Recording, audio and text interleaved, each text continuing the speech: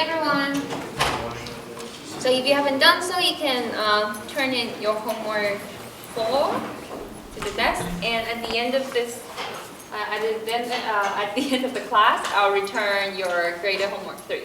Okay, just remind me that I'll leave some time to do that. And also, before we finish, I'll show you the assignment for tomorrow's time for you to do the part 2 of midterm 2, part 1 of midterm 2. So basically, if you didn't sign up, I just put you to 5 p.m. because there were less people. Okay, and other people, if you sign up, if you prefer 5 p.m., you will go to, if you prefer both, you will go to 5 p.m.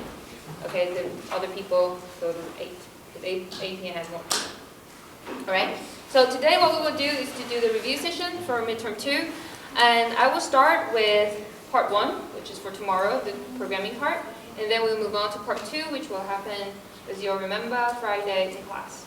Okay? So this is the exam format for this time. We have 2 parts, and the first part will be held tomorrow evening at 2:18 IST. You guys all know the computer room on the 2nd floor. So one room is for the Windows machine, one room is for the Linux. We'll go to the Linux one. Okay?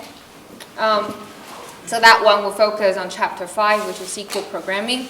And we have 2 shifts, so you will go to the one that you belong to. Okay, later I'll show you the file, which I have the time scheduled for you guys. And the second part will be Friday in class, so it will only be 15 minutes. Okay, the first part is also 15 minutes. Okay, both, just 15 minutes. The second part, we have 3 problem sets. The first one will focus on chapter 19, which is the schema refinement and normalization. And this one will be the bigger than the other 2 problem sets in this part 2 exam. And second problem set will focus on chapter 7 and 6. So basically just the application, so more like short answers, this kind of problems. And we will also test on a little bit of NoSQL. And here are the possibly way I will weight the score.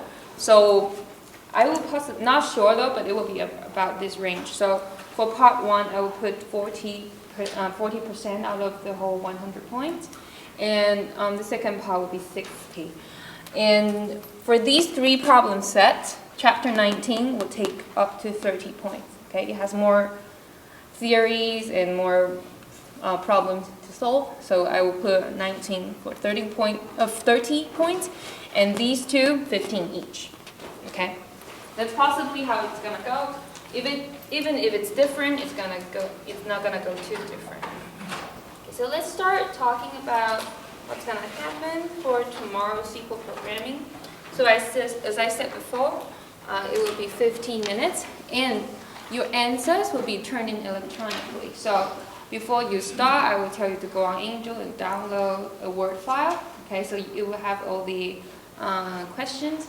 And the way to answer, you just basically copy and paste your comments and the result you have from the comment shell to the Word file. And then you fill them out and upload it back to Angel. That's it. So you don't have to write down physically anything. Okay? And so some people will ask me, is the cheat sheet allowed? So you don't have to bring any cheat sheet because I will just allow you to do any online resource.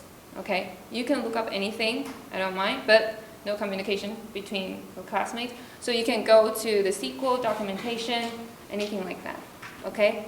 Anything that will work, but nothing like talking to your classmates.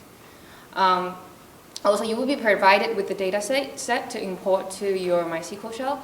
And also, I won't ask you to create tables this time, so you don't have to worry about like foreign keys or all these things. So we will only focus on querying answers. Okay, that's all. So lots of select. Okay.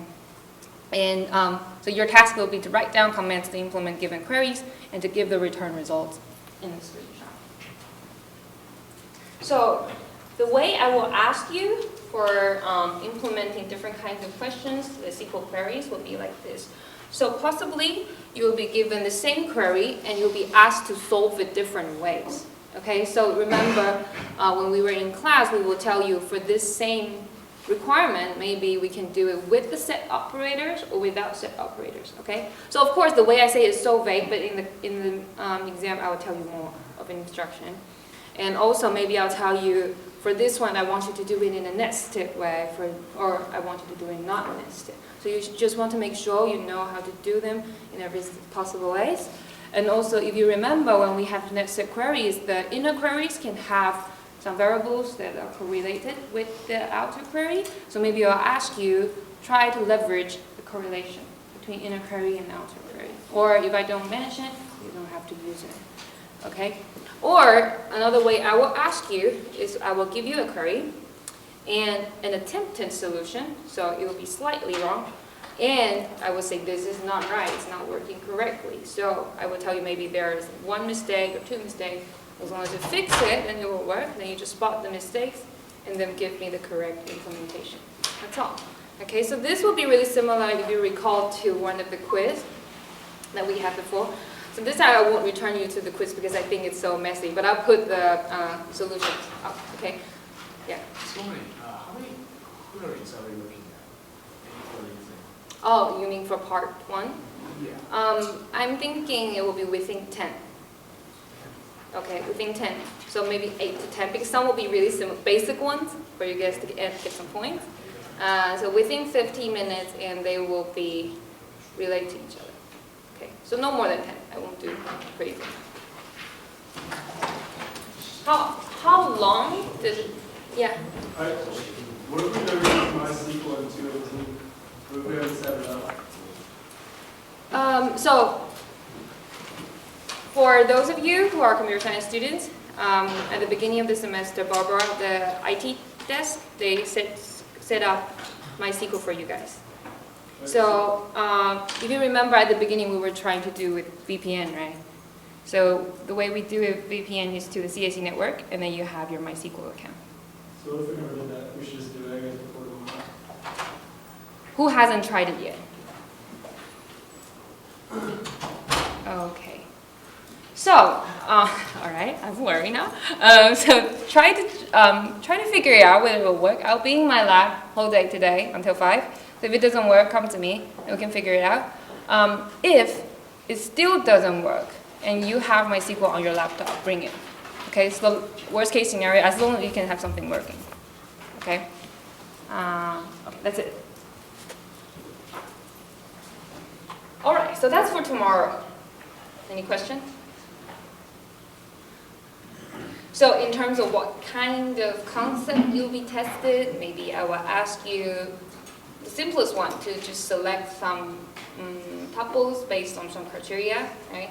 Or you'll be asked to group them, you'll be asked to do some aggregation. That's all. Nothing too hard. Or I think the hardest one will just be when the idea itself actually takes like nested queries. Okay, and you want to make sure you understand what is any, what is all, these kind of keywords. Okay, nothing too hard. I just want to make sure you can get your hands on SQL. That's all. Okay. So what's left will be for part 2. So part 2 starts from, let's start from chapter 19, which I think you guys also think is the hardest one in the whole range for midterm 2.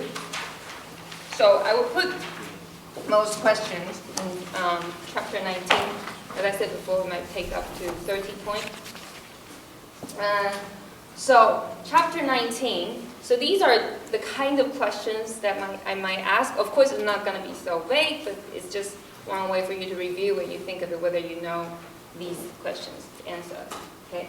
So let's start from functional dependency. So you might be asked, what are the problems that can be caused by redundancy in database?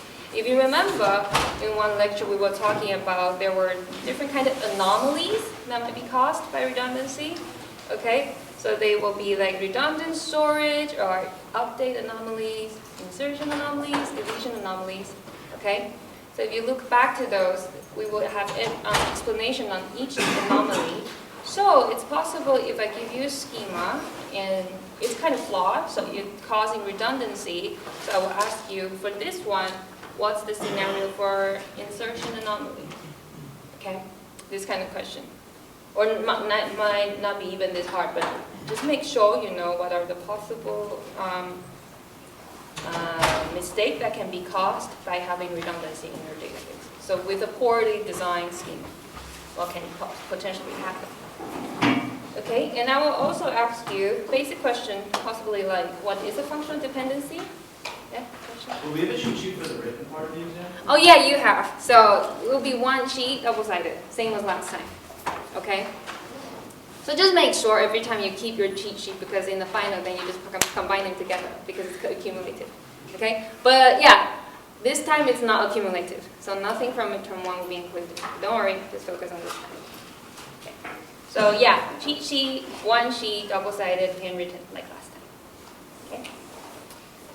Alright, so for functional dependency, you just have to kind of know what it means. Alright, so it's one kind of integrity constraint. And we're saying a functional dependency is basically when one attribute in a relation that determines the other attribute, this kind of thing.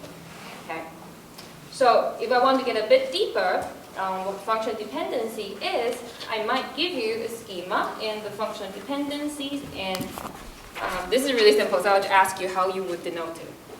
Okay. I don't have it denoted yet, but. As you all know, if S determines the rest, then we can just have S pointing to all the rest, right? And if R determines W, then we just have R determining W. Okay, of course, in the exam, I will tell you what does S mean, what does R mean. But you will want to know how to denote it when we give you like a schema and how do you draw it out. Okay, I might not ask you how to draw it out, but I might show the functional dependency in the way that I just draw it out. And I would assume then you know what are the functional dependencies coming along with the schema. Okay? So if I give you the schema and then I give you the functional dependencies, the possible questions that you will need to know how to get would be, for example, can you find the candidate keys on the schema given the functional dependencies? Okay, so actually, I think in lecture 14 on slide 13, okay, I have to tell you very specific. On lecture 14, slide 13, we have an example, okay? Just working through the exact thing, okay? Exact same thing that we give you the schema, we give you the functional dependencies, and you just figure out the candidate keys, okay? And other than that, you will want to know what is the closure of F. So, as we recall, F means a set of functional dependencies, right? So, I might ask you, what is the closure of F? So it's basically saying closure of F is a set of all the functional dependencies implied by the functional dependencies in F. Okay, so it's just a complete set. And it's important to know sometimes it is hard to list out all of the possible functional dependencies, right? But one way to derive more functional dependency based on some given ones, what are the axioms we can follow? Armstrong, okay? We can use Armstrong axiom to derive more functional dependencies. And iteratively, if we derive more enough, we can get the closure of F. So closure means all of the possible derived functional dependencies from F, okay? So how do we denote it? How do we denote the closure of F? It's just F, and the superscript is a plus, okay? F plus, okay? And how do we find it? As I said, how do we find it? We use Armstrong axiom. So maybe you have already forgot, but what are the Armstrong axioms? So we have three basic ones, okay? If you remember, there was once a quiz that you were asked to fill out. So I will give you some of the functional dependencies and I show you how I derive more, and then you just need to answer what are the axioms I've used to base on to do the derivation. Okay. So before we jump into that, I actually have it in the next slide. But for Armstrong axioms, so the three basic ones are reflexivity, augmentation, and transitivity. Okay, just remember what those means. Okay.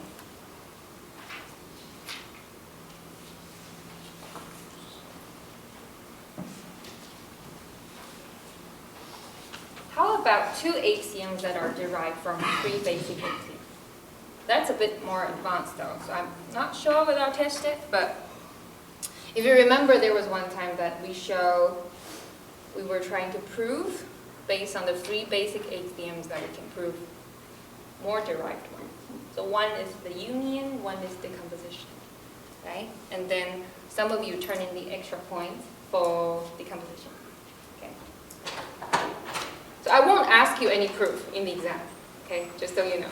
Don't worry about proving things in the exam, because I think when you panic, it might be a bit too much, right?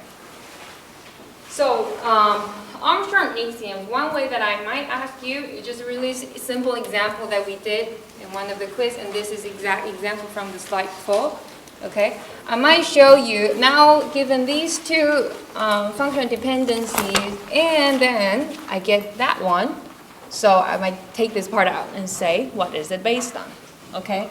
Or the other way around, I might give you these 2, and then I told you, based on transitivity, what can you get? Okay, that's all. And also remember, eventually we get this. And remember at the time we were asking, so if we have SDJ determining C, S, J, D, P, Q, V, can we just cancel out the J? No, okay, just remember that, you can't do that. Okay. So, let's see. All right, so these will be for functional dependencies and Armstrong axioms. So earlier we talked about for functional dependencies, we have functional the closure for functional dependency set. So we also have attribute closure. So I might ask you, what is a attribute closure, right? And what is it for? And how do you compute it? Right? So if you can remember, for attribute closure, it's basically saying we will denote it as x plus, all right? So we say it is a set of all attributes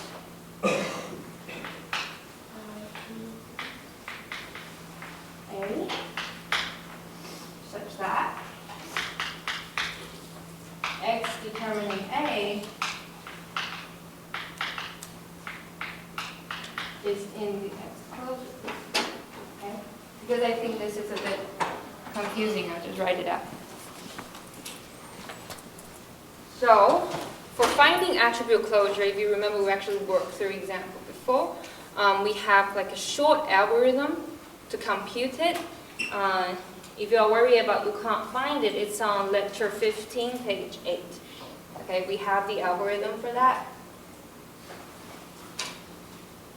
And right after, on page 9, we then have an example to work through how you will do the algorithm itself. Okay, so the algorithm actually helps you to list out all of the x that will be in x plus, which is the attribute closure. Okay, and you will want to know why we need to compute it. Okay, what is it for? Go back to Luke for what is it for. All right. And the biggest part for chapter 19 will be the normal forms. Okay. So for the normal forms, we have different kinds of normal forms that we talked about before.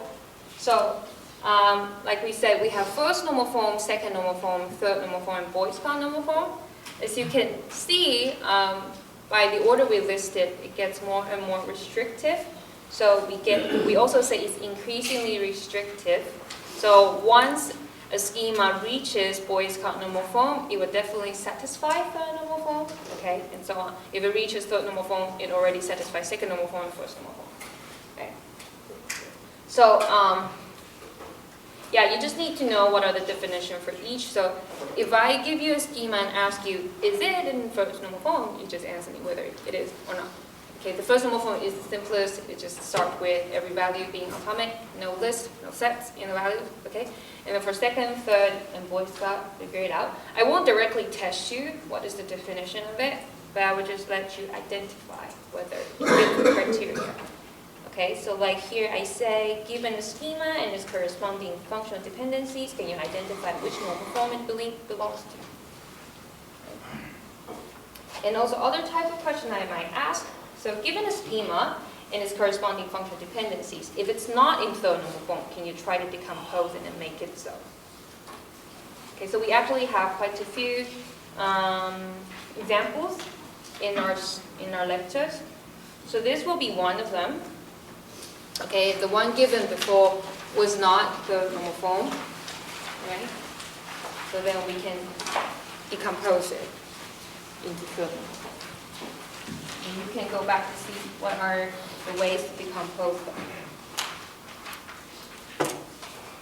So another thing I might like to ask, which also appeared in the homework before, which will be focusing on talking about the decomposition itself, right?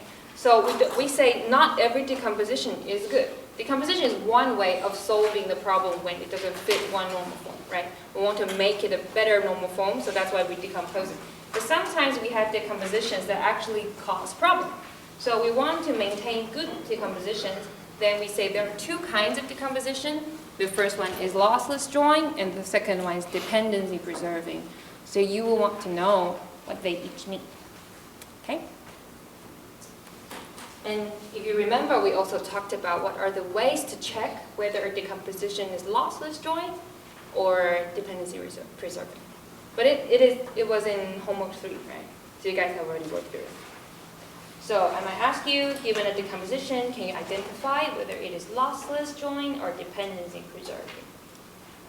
Okay. And lastly, the last concept I will test on for chapter 19. So anything other than these, I won't test on. So just don't worry, because I feel like chapter 19 already have so much stuff. So in here, there's already a lot. So the last thing I will test on is minimal cover. So you will want to know what is a minimal cover for a set F of functional dependencies. Okay. So what do we use it for? Why do we need it? Okay. And how do we compute it? Okay, these things. So we also have examples on that. So how to find the minimal cover? If you recall, there was an algorithm that has the 3 steps that you can follow. First step, we identify what. Second step, we do what. Okay, then following them, you can do the minimal cover. You can find the minimal cover. But just remember, you know why we need minimal cover instead of just computing what was it originally for. Okay, so that will be all for chapter 19, which takes up the most point in part 2.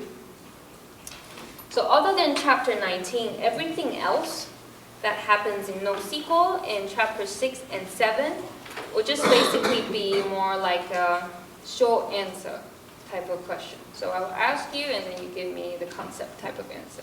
So all the problem solving will just be in part 1 and part 2 is chapter 19. Okay?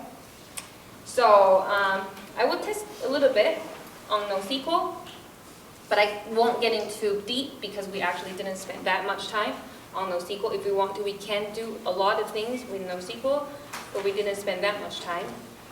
Especially the conceptual part, we kind of just glossed through it. Right? So I might ask you, what is NoSQL? What does it stand for? Right? And what are the 4 main types of NoSQL that we discussed before? If you remember, we talked about there was key value, and there's a column family, right? And there was graph, yeah, and there was document. Okay? And I might just ask you, I don't know whether this is an annoying question, but I might ask you, what is the type for MongoDB? It's document, right? I might not ask that though. It's not a really decent question. But these 4 types are the main types for NoSQL. Okay? So I think the more important thing for you to know is, why do people switch to NoSQL nowadays? So in the lecture, we actually talked about so many reasons behind that, the transitions of application nowadays, that maybe the web application and all these things, that data getting more and more every day. And we found there's a lot of things relational database model cannot do anymore, and NoSQL actually handles it better. Okay, these kind of stuff. So you might want to know why people are using NoSQL now. Okay. And other than the conceptual stuff, things I will ask in NoSQL will be MongoDB, but I will not ask you to write down commands. Okay, I will give you MongoDB commands, and you identify, maybe here I will ask you given a MongoDB command, just explain what it's doing. Okay, tell me what it's doing, or potentially tell me what it will return if I also give you the data of it. All right? Or I would say, given a query and some attempted MongoDB commands, can you answer which one is the correct one? Okay, so things like that, just identify what is correct, identify what they're doing. I won't ask you, hey, given this, completely write down the MongoDB commands, right? So no SQL, that's all. Possibly will take up 15 points. And then we will also be talking about database applications, which is chapter 6. So for that, you will need to know the main topic we talked about will be 2 main integration approaches. Right? One is the embedded SQL, and one is API, which is the JDBC we talked about. Again, right here, nothing that, no questions such as write down the commands or write down the code will be asked at all. Okay, but I will give you the code, and I'm ask you what is it doing. Okay, or later I'll talk about is this embedded SQL or is this JDBC, stuff like that. So also, I might ask you what is a major challenge when doing integration. Okay, think about the front end and the database itself, or you say the host language in the database. When we were talking about it before, we said the major challenge will be this, the mismatch of data types, right? Maybe from the database, what it returns cannot be directly handled by the host language. By host language, we mean maybe for some kind of script, you're writing it in Java or you're taking care of it with Python, and you're communicating them with your database, like MySQL or something like that. And maybe what MySQL returns, just Python cannot handle it directly because they always return the whole table. Okay, so that would be the major challenge, which is the mismatch of the data types between host language and the database language. So what does SQL support to solve this issue? Cursor. Okay, so that would be cursor. So we spent a little bit of time talking about cursor.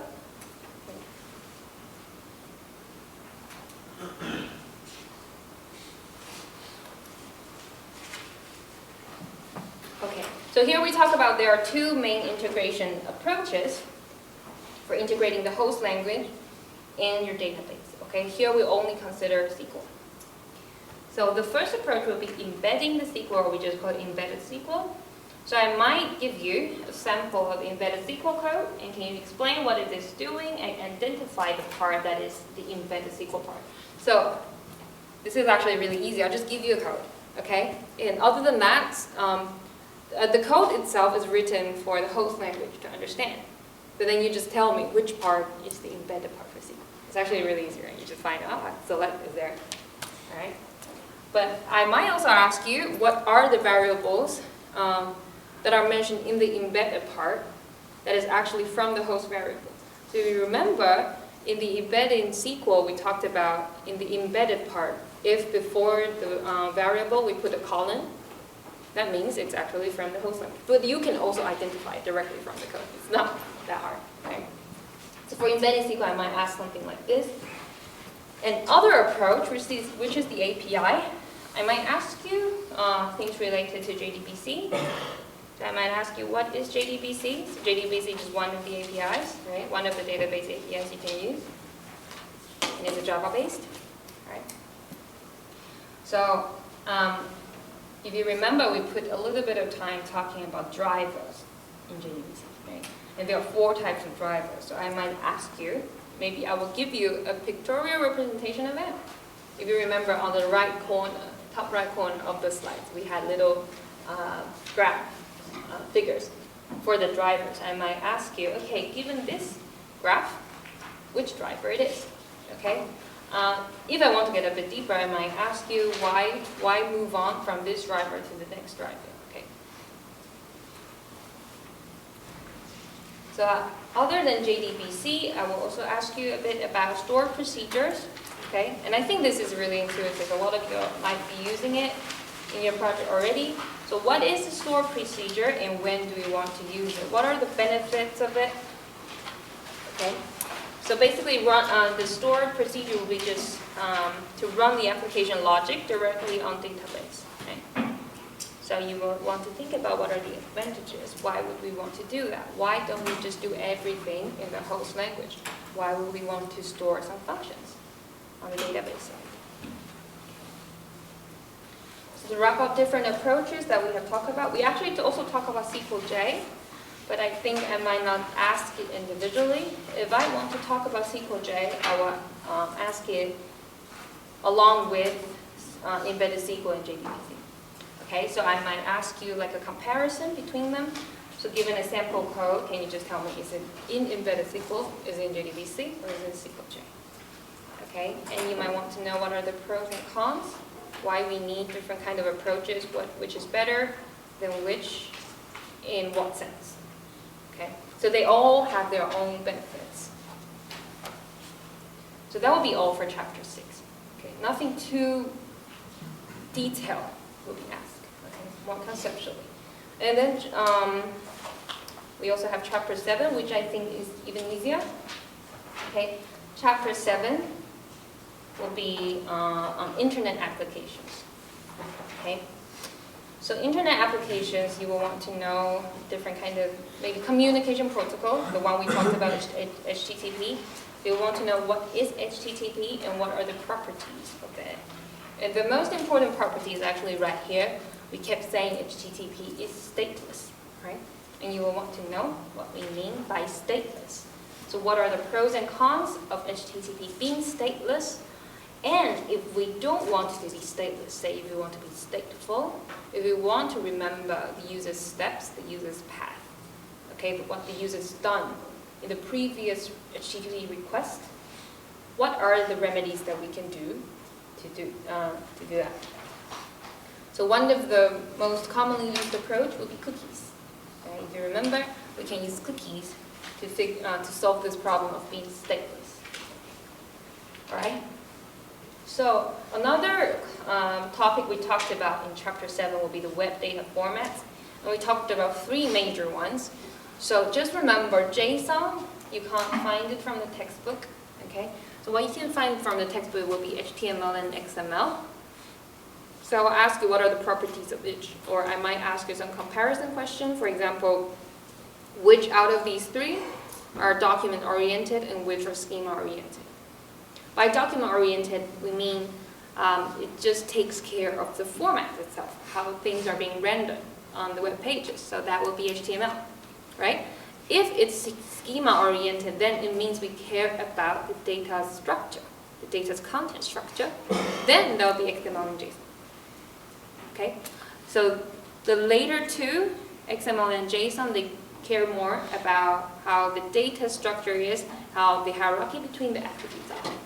Okay. Also, in the web data formats, we talked about HTML being markup. So what does it mean to be markup? So markup is just that we augment regular text with marks, right? That holds special meaning for the web browser. And we spent a little bit of time talking about Markdown. We say Markdown is what the GitHub is using for writing README file or other kind of, other people right now, they will write documents with Markdown because it is really efficient. I just quickly showed you on the software in one lecture.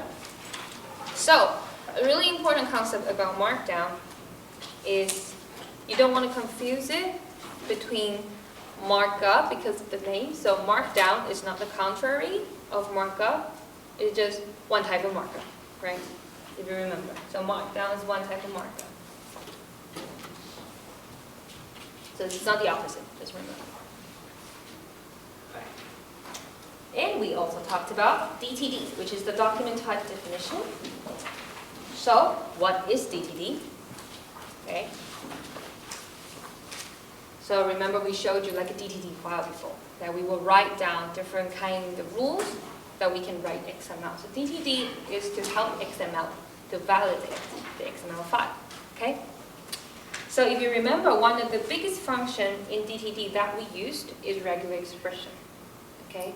So I won't ask you really sophisticated regular expression, but the most basic ones I will ask, for example, what does plot sign mean? What does star sign mean? Okay? what does question mark mean? Okay, plus sign means 1 or more, star sign means 0 or more, question mark means 0 or 1, these things. Okay, so one possible way that I will ask you is just very much like the quiz last time. So I won't give it back to you today, but I will post the solution. Okay, so I will give you a DTD definition, and then give you corresponding XML, then you just try to validate it, whether it follows the DTD. Okay? So that would be the part for web formats. Then finally, we also talked about data-intensive internet system, where we talked about different kinds of system architecture. Remember, we have single tier, 2-tier, 3-tier. Okay? So I will most likely to ask on 3-tier, because that's what's being used nowadays. Right? So one way that you will be asked, which I think is a more practical question, will be, for example, I give you a scenario, and in the scenario, the system has to take care of different kind of tasks. Okay? If you remember in the lecture, when we were wrapping up in, I think last Wednesday, we gave you example of, for example, airline system, airline reservation system, course enrollment system, and in different tier, they take care of different things. Okay? For example, presentation tier, always taking care of just displaying stuff. Okay? And for the middle tier, maybe it will store some functions. Okay? And for the database tier, it always just stores information. For example, the course information, or in the flight airline scenario, it stores what are the passengers' information, airline information. Okay? Just kind of know, if I give you a scenario, you know, if I give you some of the tasks along with it, how you will assign the different tiers. Okay?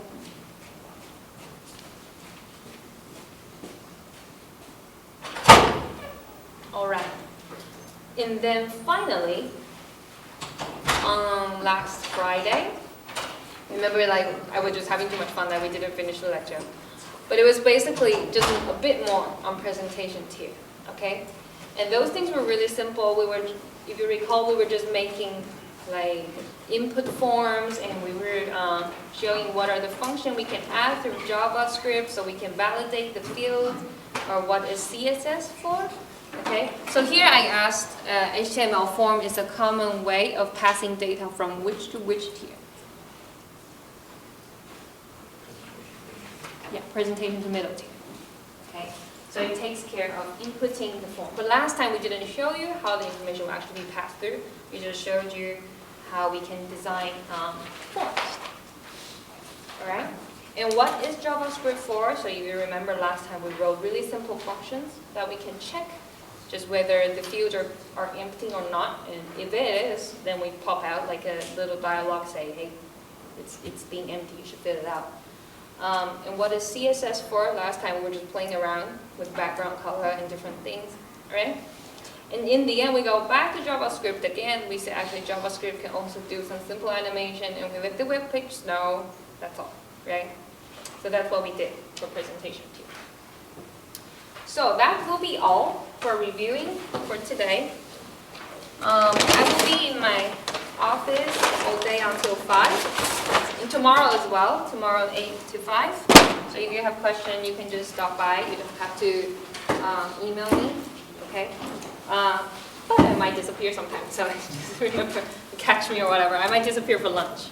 Okay, and now we actually still have 10 minutes left, but I will return.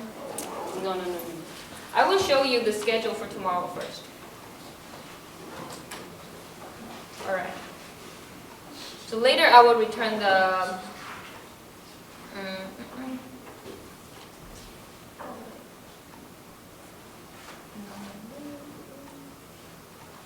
Later I'll return the homework. Okay. All right. So for those of you who signed up, I basically just put you in at the time that you want, and most people want to do it at 8. Okay. I guess it will fit. I hope it will fit. I think it will. I was imagining how many seats are in there. I was like, yeah, it should be, should be enough. We'll see. I don't want any surprise tomorrow, but all right. And for those of you who didn't sign up, I just put you at 5 because most people wanted 8. Okay, so I edited this, even though I uploaded one version, but I edited it a little bit. So I will upload it again to Angel, and you can just see under the exam folder. And I will send out email again to remind you. Okay? And so, as we said before, if you found out that you have trouble accessing to your MySQL account from the machines or remotely, just bring your laptop just to be safe. Okay? You might not need to use it, but if you think there might be some problem happening, bring it just in case. And for those of you who are from outside computer science, I will log in for you so you can use my account to work on it. Okay? Or you can also bring your laptop. All right? So just one rule, you can refer to any online resources, but no communication. Okay? So before you go, I'll just return you back the homework. And today I will post solutions for this after everyone turn in. Okay? And I will also post quizzes. Okay, quizzes solutions.